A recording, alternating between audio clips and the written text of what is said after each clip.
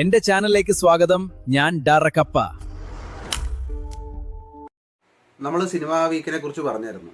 അതിൽ ലാസ്റ്റായിട്ട് നമുക്ക് ഡിസ്കസ് ചെയ്യാൻ പോകുന്നത് സൈക്കോപാത്ത് സിനിമകളാണ്. എല്ലാവർക്കും മറ്റേ രാക്ഷസനും അതുപോലെ പോർത്തൊഴിലും മലയാളത്തിലെ മറ്റേ അഞ്ചാം പാതിരയൊക്കെ കണ്ടിട്ട് ഭയങ്കര എക്സൈറ്റ്. എല്ലാ 3 പടങ്ങളും വിജയിച്ചോടെ ഭയങ്കര എക്സൈറ്റ്മെന്റ് ആണ് ഇങ്ങനത്തെ പടങ്ങളൊക്കെ കാണുന്നത്, എന്താണ് നടക്കാൻ പോണത്.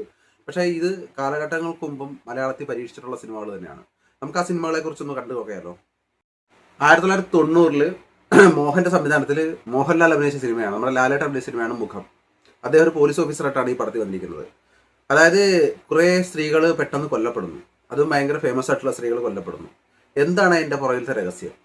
അതാണ് ആ പടത്തിൻ്റെ മെയിൻ ആയിട്ടുള്ള ഒരു സബ്ജക്റ്റ് എന്ന് പറയുന്നത്. എന്താണ് ആ സ്ത്രീകളെ കൊലപാതകത്തിലേക്ക് നയിക്കുന്ന, അല്ലെങ്കിൽ ആ കുറ്റവാളിയുടെ ഇതൊരു മോട്ടീവ് എന്താണ് ആ സിനിമയുടെ ആ ഒരു ഇത്. ഭയങ്കര സ്ലോ ഫേസിലാണ് ആ പടം പോകുന്നത്. ഭയങ്കര ഇൻട്രസ്റ്റിംഗ് ആയിട്ട് കണ്ടുപിടിക്കാൻ പറ്റുന്നത് മോഹൻലാലിൻ്റെ വ്യത്യസ്തമായിട്ടൊരു സിനിമയാണത്.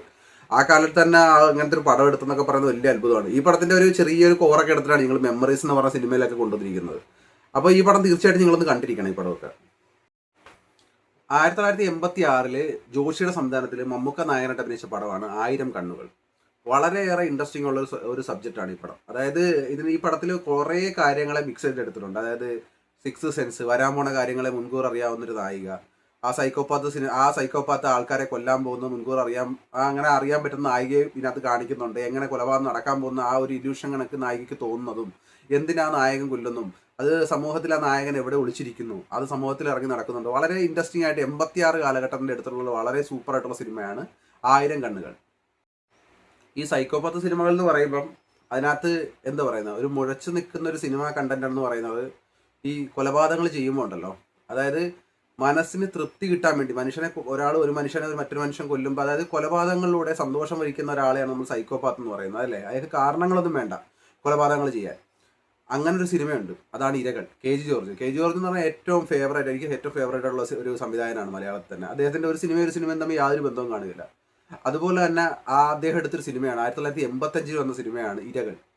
ഗണേഷ് കുമാർ നായകനായിട്ട് അഭിനയിച്ചിട്ട് നമ്മുടെ സുകുമാരനാണ് പ്രൊഡ്യൂസർ. എൻ്റെ മുന്നേ വളരെ അടിപൊളിയായിട്ട്, അതായത് ആ ഒരു എന്താണ് നമ്മുടെ മലയാള സിനിമ തന്നെ ഒരു സൈക്കോപാത്ത് സിനിമ എന്നൊക്കെ പറയാൻ ഒരു ഐഡന്റിറ്റി ഉണ്ടാക്കിയ സിനിമയാണ് ഇരകൾ എന്ന് പറയുന്നത്. തീർച്ചയായിട്ടും കാണേണ്ട ഒരു സിനിമയാണ്, നിങ്ങൾ മിസ് ചെയ്യാക്കാൻ പാടില്ല. കെ ജി ജോർജ് എന്നൊരു സംവിധാന സിനിമകൾ തന്നെ നിങ്ങൾ കണ്ടു നോക്കുക. ഭയങ്കര വ്യത്യസ്തമായിട്ടൊരു സംവിധാനമാണ് അദ്ദേഹം. 1990 ജോഷിയുടെ സംവിധാനത്തിൽ മമ്മൂക്ക നായകനായിട്ട് അഭിനയിച്ച പടമാണ് ഈ തണുത്ത വെളുപ്പാങ്കാലത്ത്. ആ പേര് പോലെ തന്നെ ഭയങ്കര എന്താ പറയുക, ഒരു നിഗൂഢതകളുള്ള, അല്ലെങ്കിൽ ഒരു മഞ്ഞുമറ പോലെ കൊലപാതകങ്ങളുടെ തുടർച്ച ഇങ്ങനെ നടന്നുകൊണ്ടിരിക്കുകയാണ്. അതായത് കൊന്നു കഴിഞ്ഞിട്ട് അദ്ദേഹത്തിന്റെ വായിൽ ചകിരികളൊക്കെ കുത്തിക്കയറ്റിയിട്ട് ഒരു കൊലയാളി ഇങ്ങനെ കണ്ടിന്യൂസ് ആയിട്ട് ആൾക്കാരെ കൊന്നുകൊണ്ടിരിക്കുകയാണ്. എന്താണ് ആ കൊലപാതകത്തിന്റെ മോട്ടീവ്? എന്തിനാണ് ഇങ്ങനെ കണ്ടിന്യൂസ് ആയിട്ട് കൊല്ലുന്നത്? എന്താണ് ആ പടത്തിന്റെ ഒരു ഇത്? അതൊരു ഡാർക്ക് ഷെയ്ഡിൽ അടിപൊളിയായിട്ട് എടുത്തിരിക്കുന്ന പടമാണ് ഈ തടുത്ത വെളുപ്പാങ്കാലത്ത്. അതായത് ആ സമയത്തൊക്കെ ഇറങ്ങിയതിൽ വെച്ചിട്ട് ഏറ്റവും ബെറ്റർ ആയിട്ടുള്ള ഒരു ഇൻവെസ്റ്റിഗേഷൻ ത്രില്ലർ കൂടിയായിരുന്നു ഈ പടം. നമ്മളെപ്പോഴും ഒരു സ്പെഷ്യൽ മെൻഷൻ പറയാറുണ്ട്. അതുപോലെ തന്നെ ഈ പ്രാവശ്യത്തെ സ്പെഷ്യൽ മെൻഷൻ എന്ന് വെച്ചാൽ നസീർ സാറിന്റെ ഒരു സിനിമ തന്നെയാണ്. 1974 വന്ന പടമാണ് പഞ്ചതന്ത്രം. അതൊരു ബ്ലാക്ക് ആൻഡ് വൈറ്റ് സിനിമയാണ്. വളരെ ഇൻട്രസ്റ്റിംഗ് ആയിട്ട് ആ കാലഘട്ടത്തിന്റെ സിനിമയായിട്ട് തന്നെ നമ്മൾ ഈ സിനിമയെ കാണണം. 1974 വന്ന പഞ്ചതന്ത്രം എന്ന സിനിമ. അതായത് ഒരു ബംഗ്ലാവിൽ അവിടെ ഒരു പ്രതിമയുണ്ട്. ആ പ്രതിമ ആൾക്കാരെ കൊല്ലും എന്നുള്ളതാണ് ആ സിനിമയുടെ കഥ. അതായത് ആ പ്രതിമ അവിടെ വരുന്ന ആൾക്കാരെ ക്രൂരമായി കൊല്ലും എന്നുള്ളതാണ് ആ സിനിമയുടെ കഥ. അതിന്റെ പുറകിലുള്ള രഹസ്യം എന്താണ്? ആ പ്രതിമ എന്തിനാണ് ആൾക്കാരെ കൊല്ലുന്നത്? പ്രതിമ ആൾക്കാരെ കൊല്ലുമോ? ഇത് അന്വേഷിക്കുന്നതും അതിൻ്റെ ഇടയിലോട്ട് നസീർ വന്ന് പെടുന്നതും ഒക്കെയാണ് ഈ സിനിമയുടെ ഒരു കഥയുടെ പശ്ചാത്തലം എന്ന് പറയുന്നത്. വളരെ രസമായിട്ട്, ഭയങ്കര സസ്പെൻസ് ആയിട്ട്, എന്താണ് അതായത് തുടർച്ചയായിട്ടുള്ള കൊലപാതകങ്ങൾ എങ്ങനെ നടക്കുന്നു എന്നുള്ളത് ആ കാലഘട്ടത്തിന്റെ ഒരു ലൈനിൽ പറഞ്ഞിട്ടുള്ള വളരെ എന്ന് പറയുന്നത് നല്ല മനോഹരമായിട്ടുള്ള സിനിമയാണിത്. നിങ്ങളിത് മിസ് ചെയ്യരുത്.